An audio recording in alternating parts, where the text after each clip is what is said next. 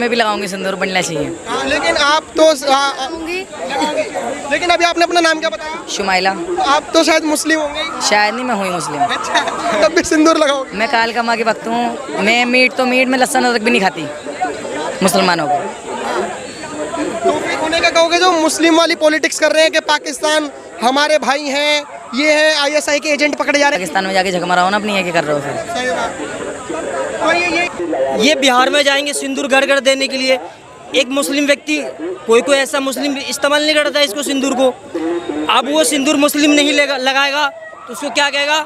ये विरोधी है। अब एक मिनट, जरूरत नहीं है, वो क्यों लेगा? अब जिसको जरूरत नहीं है, हाँ। आपको कहने की आपका नाम क्या होगा एक बार और बताओ? शुमाइला। आप हिंदू है मुस्लिम है? मुसलमान। अगर आपको सिंदूर मिला और मोदी जी ने दिया आपको, तो आप लोगे नहीं लोगे? मैं तो यहाँ से यहाँ तक लगाऊंगी भर के। और इस तरह से काफी इंटरेस्टिंग पॉडकास्ट शॉर्ट्स के लिए do like, subscribe and comments and give you valuable feedback and suggestions.